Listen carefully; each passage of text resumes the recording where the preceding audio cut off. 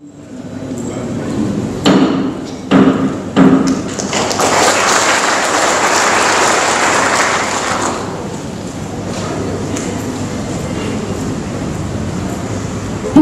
orasi Purna Bakti Profesor Dr. Insinyur Nurhayati Hakim oleh Dekan Fakultas Pertanian.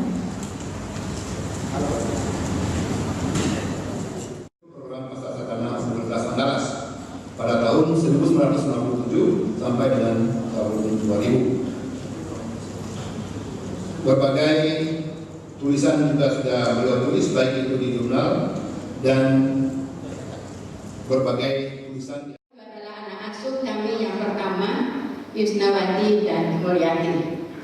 Nah, berikutnya, inilah kampung saya itu, benar-benar penuh dengan bebatuan.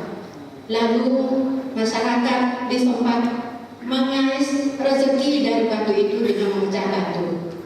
Kampung kami ini sebetulnya sangat indah. Andai kata ditata dengan baik, dia bisa menjadi tempat pariwisata. Di sanalah saya bergembala, ikut bertani, membantu ayah dan ibu. Kemudian di situ juga mengasuh adik-adik, kira-kira seperti itu. Kemudian mengaji ke surau. Itulah pekerjaan saya ketika masih kecil. Nah, ketika di SD itu saya juga sudah mulai membantu orang tua untuk berjualan, dan pernah tempat jualan saya dibuang oleh pegawai karena tidak boleh mengotori sekolah. Ketika itu saya menjual tebu, bapak-bapak dan ibu-ibu. Selanjutnya saya masuk ke SMP pada tahun 1956 sampai 58 di Batu Sangkar. Nah, ketika itu kami berjalan kaki dari Batu Sangkar pulang kampung itu, pulangnya hari Sabtu, baliknya hari Minggu jalan kaki 15 kilo kali 2 30 kilo. Belum makan siang ketika pulangnya. Kemudian pemerintah Sumatera Tengah mau merdeka karena tidak puas terhadap pusat, lalu bergolak. Karena itu saya putus sekolah. Ketika putus sekolah, saya tidak habis pikir. Saya minta pada orang tua untuk SMP 2 menjadi murid kelas 2 lagi. Ketika Batu Sangkar sudah kelas 2, sekarang menang lagi kelas 2. Kemudian tamatlah di SMA di Pekanbaru, nyaris putus asa. Ceritanya adalah ketika mau ujian SMA naik kelas 3, ada masalah dengan istri paman, lalu saya mau minggat dari rumah untuk bisa belajar, bisa ujian. Saya minggat dari rumah. Ternyata minggat itu juga tidak enak rupanya. Saya dituduh macam-macam, lalu saya panik dan saya pergi ke kamar mandi, ke sumur. Sumurnya digali cukup dalam. Jadi ketika itu saya sudah berpikir-pikir mau menghabisi nyawa ini, mau masuk sumur. Tapi alhamdulillah malaikat membisikkan, kamu kan mau jadi guru. Oh iya, saya bilang, ayah ibuku masih ada, iya, neneknya masih ada, adikku masih ada. Iya, kalau begitu kamu jangan masuk sumur, ambil wudhu, pergi sholat. Akhirnya saya ambil wudhu, ambil sholat. Jadi tidak jadi putus asa. Alhamdulillah, pantang menyerah lagi. Nah, kemudian masuk di Unan Adam. Tadinya Bapak Ibu saya mau masuk fakultas kedokteran karena top kedokteran itu. Alhamdulillah saya tidak lulus, tapi diterima di fakultas pertanian. Nah, itulah kami di angkatan 1964. Gayanya boleh Bapak Ibu lihat, jadul itu. Jadi di umur belia di tingkat 3, baru naik tingkat 3 kami sudah menjadi pembimbing BIMAS. Alhamdulillah Bapak Ibu, dengan membimbing BIMAS itu saya mendapatkan honor lumayan sehingga bisa untuk bayar SPP. Uang yang dikirim oleh orang tua saya minim sekali, dikasih beras 16 liter, tapi saya makan hanya separuh beras itu. Separuh lagi saya berikan ke Samba, berikan untuk yang lain-lain keperluan sekolah. Jadi sangat-sangat miskin, tetapi pantang menyerah yang menjadi modal rasanya. Akhirnya ketika BIMAS itu mendapatkan uang. Nah, kemudian penelitian saya diselesaikan pertama itu di Batu Sangkar karena tidak punya uang. Saya temui kepala dinas pertanian, nah juniornya ada sekarang, Bapak Datuk Bedirus namanya. Pak Datuk angkat saya menjadi pembimbing BIMAS di Batu Sangkar. Saya orang Semawang, saya tidak punya uang untuk meneliti. Emangnya kamu bisa? Sudah pernah sukses Pak? 200% naik hasilnya di Solo. Oke, kalau begitu kamu saya tempatkan di Belimbing, katanya. Alhamdulillah, Belimbing itu kampungnya Profesor Auzar Sarif. Jadi saya menjadi pembimbing BIMAS di situ. Selesai penelitiannya 2 topik. Jadi penelitiannya selesai 2 di situ. Tinggal 1 lagi Bapak dan Ibu, dengan apa harus bayar penelitiannya, harus di Bogor. Tidak mungkin ayah ibu saya membiayai ke Bogor. Terpikir oleh saya untuk minta bantuan kepada Bapak Gubernur. Saya Pak Gubernur ada hari ini. Nah, beliau setelah bolak-balik 8 kali selama 1 bulan, saya dapatkan bantuan dari Bapak Gubernur Rp20.000. Biaya untuk ke Jakarta ketika itu hanya Rp7.000. Jadi bisa 3 kali bolak-balik ke Jakarta dan ke Bogor. Jadi ada uang untuk penelitian di Bogor. Setelah sampai di Bogor, selesai penelitian, kemudian studi pustaka di IPB. Ketika saya akan membayar, ketua atau pembimbing saya di sana, Pak, saya membayar berapa Pak? Dibayar ke siapa? Kata dia, Nur Hayati, kamu tidak usah membayar karena kamu sudah membantu kami di sini, jadi kamu tidak perlu membayar. Alhamdulillah, banyak uang sisanya Pak. Saya belikan ayah, ibu, adik pakaian, sepatu, selop, kemudian 1 radio transistor untuk ayah. Itulah jerih payah ayah saya. Mudah-mudahan saya balas sedikit sekali. Kemudian akhirnya menjadi sarjana pertanian. Bapak Ibu bisa lihat zaman dulu seperti apa orang jadi sarjana itu, ya seperti itu, ya jadul sekali gitu. Nah, 1 perempuan di antara banyak lelaki. Sampai sekarang masih sering begitu Bapak Ibu, 1 perempuan di antara lelaki yang banyak. Alhamdulillah, tambah juga S1.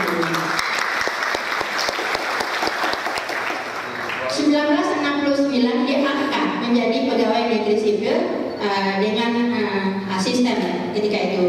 Bapak Ibu, saya ingin sampaikan bahwa saya tidak berniat masuk jurusan tanah, tetapi saya mau masuk jurusan sosial ekonomi karena mau menjadi guru. Tetapi Bapak Profesor Yunalis Kamil tidak mengizinkan. Kamu harus masuk jurusan tanah. Kenapa Pak? Saya bilang, karena orang tanah itu belum ada, baru ada 1 Fahri dan 2-nya Ismail Nur. Makanya kamu harus masuk jurusan tanah. Pak, saya kok dipaksa? Di dalam pengumuman saya bebas memilih. Iya, saya paksa kamu masuk jurusan tanah. Karena terpaksa Bapak Ibu saya masuk jurusan tanah. Tapi akhirnya saya jatuh cinta banget sama ilmu tanah. Alhamdulillah. Nah, ketika itu mendapat lagi tugas magang ke Bogor tahun 1973. Saya magang di Bogor. Mineralogi yang saya ajarkan, saya hafal banget semua mineralogi itu.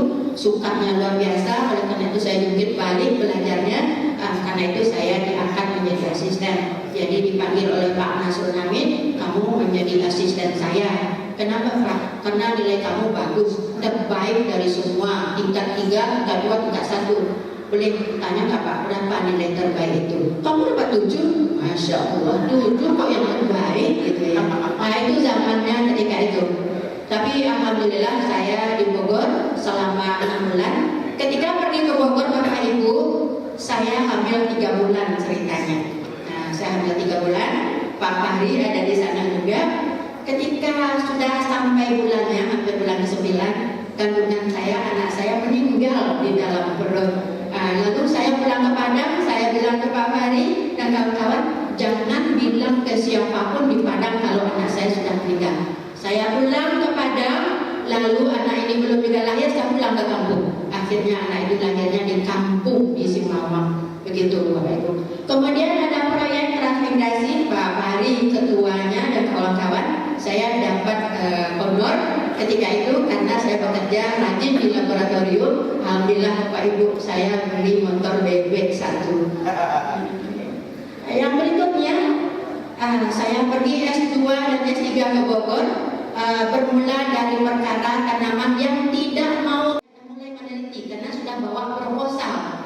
Lalu setelah proposal penelitian pertama selesai, pembimbing saya 5 orang, Bapak Profesor Dusono Supardi, Bapak Profesor Andi Hakim Nasution, Bapak Profesor Hari Suseno, Bapak Dr. Fred Rumawas. Kemudian 1 penelitian selesai, saya disuruh seminar. Setelah seminar, Pak Rektor, Pak Andi Hakim menyarankan kamu tidak usah mengambil S2, silakan loncat saja ke S3. Ibu, saya nggak berani. Kalau saya gagal kan saya pulang tanpa gelar. Saya minta 1 semester lagi. Akhirnya saya meneliti semester lagi, ujian lagi, seminar lagi. Setelah itu saya ditawari lagi, kamu tidak perlu kasih juga S2, MS juga dikasih pada ujungnya. Nah itu mantan pacar berdua di Sitiung itu Bapak Ibu. Lalu saya tinggal di gudang yang sangat besar sendirian. Akhirnya dengan susah payah, ya biaya penelitian tetap tidak ada karena biaya penelitian ketika itu disediakan tidak bisa untuk keluar daerah. Saya melamar lagi ke pembimbing, Pak, boleh saya jadi pegawai Bapak di lapangan, Pak? Saya mau penelitian di situ, tolong bantu biaya saya, tidak semua, Pak.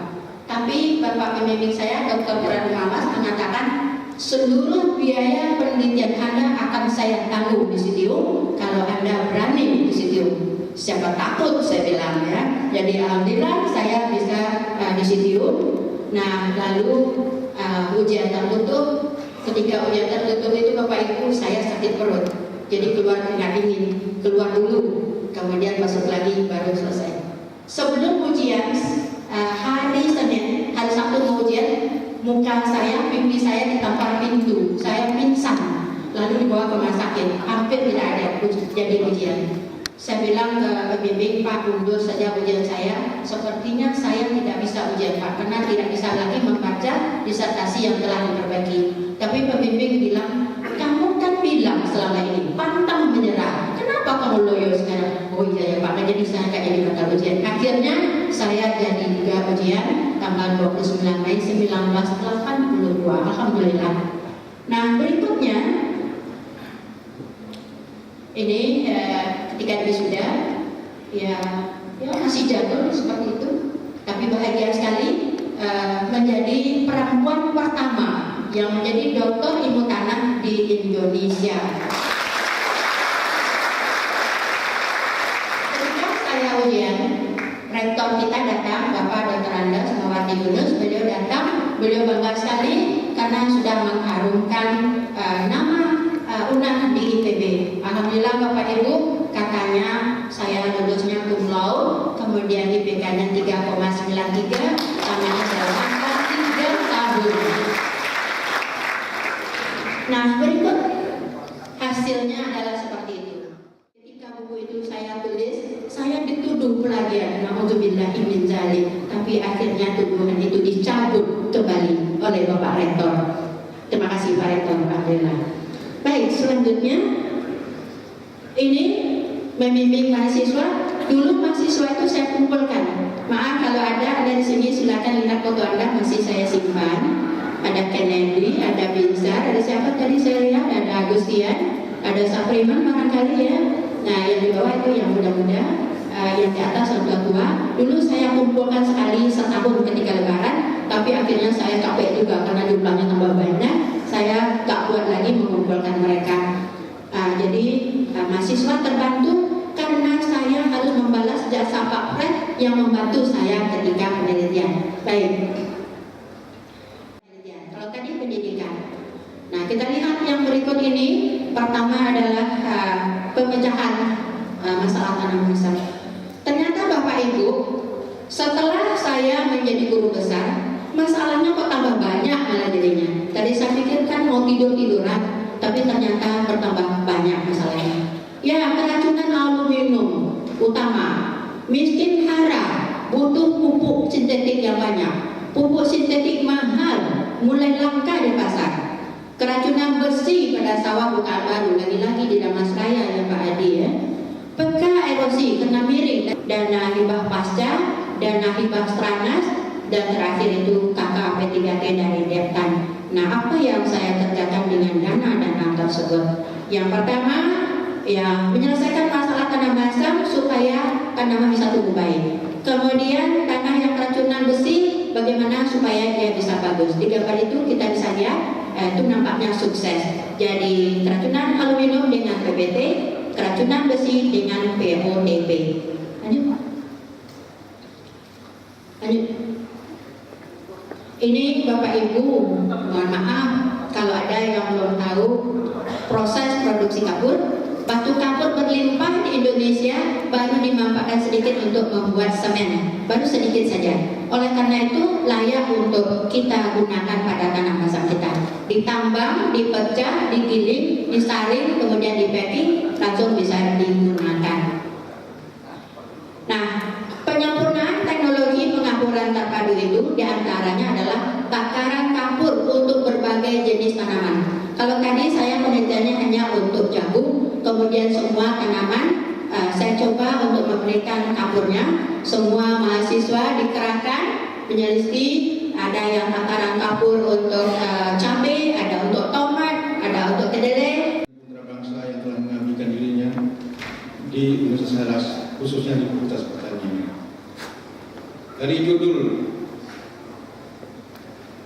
buku yang saya baca, yaitu Pantang Menyerah dalam Menggapai Cita-Cita,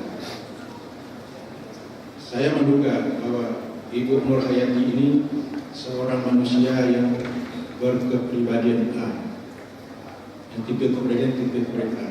Bagaimana ciri-ciri orang yang berkepribadian A itu? Dia itu gigih, mempunyai cita-cita, pantang menyerah, dan satu hal lagi yaitu kalau bekerja dia itu selalu perfect. Ini menurut yang saya pelajari. Maka dari cerita sukses tadi saya ingin menarik dalam teori perkembangan. Dalam teori perkembangan kita mengenal ada istilah yang disebut need for achievement. Dan yang kedua adalah lifelong achievement. Pada need for achievement ada dua komponen. Yang pertama adalah komponen motivasi internal dan motivasi eksternal. Ini saya mohon maaf Pak Gubernur, ini teori psikologi saya coba adop dalam menganalisa cerita sukses Ibu Nur. Ibu Nur Hayati disentuh oleh motivasi internal itu terlalu dini, itu pada usia yang masih kecil, di daerah yang seperti kita dengar tadi, daerah yang tandus berbatuan, tetapi beliau mempunyai cita-cita sebagai seorang guru. Inilah sebagai titik tolak untuk membangkitkan motivasi internal beliau. Kemudian demi mencapai motivasi tersebut, beliau banyak menghadapi tantangan. Dan tantangan ini sudah kita dengar semua tadi, bagaimana cerita di rumah tangga, cerita di daerah pergolakan, kemudian menumpang dengan aman. Inilah yang menghantarkan Ibu Nur ini ke sebuah pencapaian cita-cita, akhirnya dapat berprestasi dalam kehidupan. Assalamualaikum warahmatullahi wabarakatuh.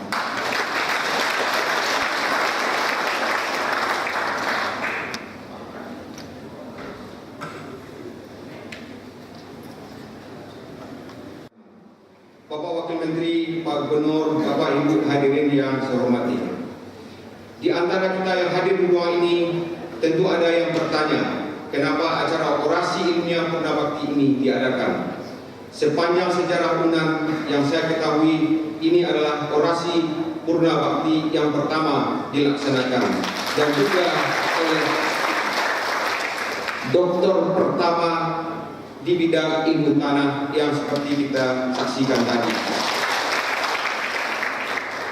Namun di perguruan tinggi lain, baik di dalam maupun di luar negeri, orasi ilmiah dari seorang dosen, terutama guru besar yang akan mengakhiri masa tugasnya dan akan memasuki masa pensiun, sudah merupakan tradisi ilmiah dan agenda akademik senat atau majelis guru besar di universitas tersebut. Seorang dosen diterima menjadi anggota senat atau majelis guru besar harus melalui upacara pengukuhan dengan kewajiban menyampaikan orasi ilmiah. Tentu sangat luar biasa dan tidak ada salahnya seorang guru besar kembali menyampaikan orasi ilmiah untuk merefleksikan perjalanan prestasi akademik dari bidang ilmu yang ditekuni untuk sumbangsi ilmu yang ditekuni untuk kemajuan bangsa dan kejayaan bangsa. Oleh sebab itu, saya sangat menyambut baik tradisi yang banyak dilaksanakan di perguruan tinggi seperti Universitas Indonesia, ITB, UGM, dan lain-lainnya.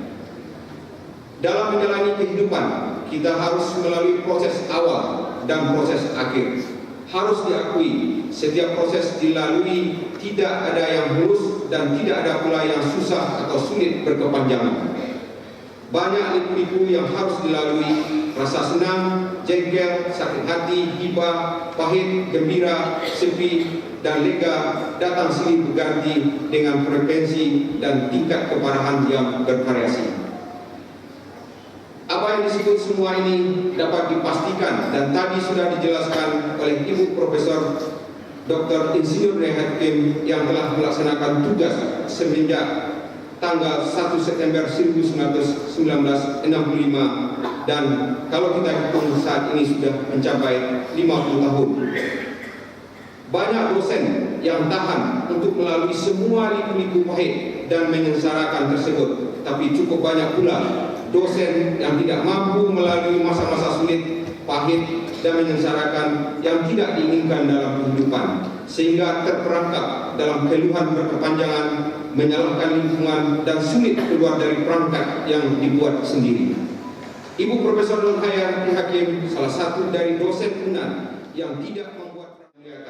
Pada kesempatan ini, marilah kita sama-sama memberi apresiasi dan atas prestasi, kinerja, dedikasi, dan motivasi yang diberikan oleh Ibu Profesor Nur Hayati Hakim untuk memajukan jurusan ilmu tanah, Fakultas Pertanian, dan UNAN secara konsisten.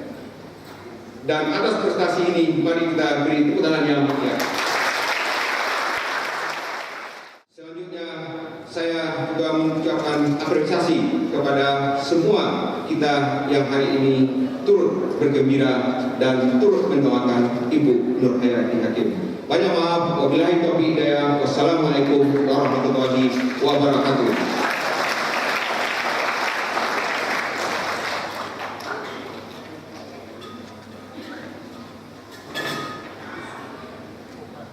Oleh Ibu Nur Hayati Hakim sangat tepat untuk kita kembangkan.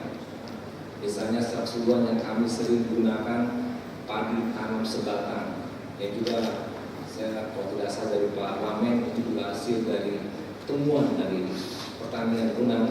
Ini juga sangat berdampak positif dengan kondisi yang ada di Sumatera Barat yang tanahnya sempit kecil, tapi dengan padi tanam sebatang hasilnya lebih bagus dibandingkan sebelumnya.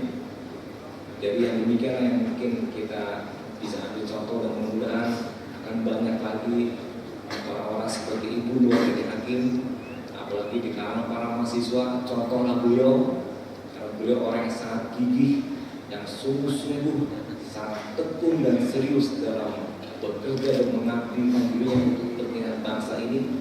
Tentu kami juga sangat cemburu dengan beliau. Mungkin beliau sudah umur 70, masih tegas berbicara di depan podium. Saya tidak tahu nanti apakah masih hidup atau enggak dalam usia 70 tahun. Jadi beliau masih bisa mengabdikan. Jadi contoh apa-apa yang telah beliau lakukan untuk bagi kita akan dijadikan teladan dan juga akan menjadikan suatu model dan mungkin bagi kita semua yang ada di sini pun. Justru murid ribut kalau gurunya ada, karena anak-anak itu sibuk berdiskusi. Itulah ciri kurikulum 2013 itu. Tapi sehebat kurikulum tidak akan ada artinya kalau tidak diajar oleh seorang guru atau dosen yang baik.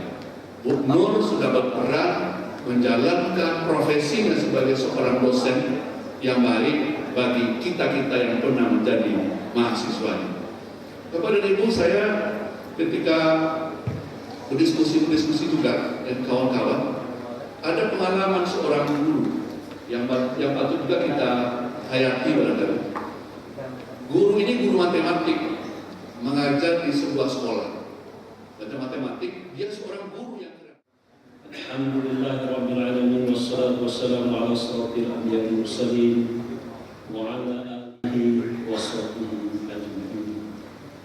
Subhanallah walhamdulillah wa la ilaha illallah wallahu akbar. La hawla wa la quwwata illa billahil aliyyil azim. Allahumma shalli ala Muhammad wa ala ali Muhammad. Ya Allah, Ya Rahman, Ya Rahim. Alhamdulillah ya Allah, kami baru saja melaksanakan. Alhamdulillahirabbil alamin. Maka berakhirlah rangkaian acara orasi purna bakti Ibu Profesor Insinyur Nurhayati. Akhir kata sebagai penutup, kami mohon maaf kepada segenap undangan bila ada sesuatu yang tidak berkenan. Rapat Majelis Guru Besar luar biasa hari ini menyatakan Senat Akademik Universitas Andalas, pimpinan dan undangan lainnya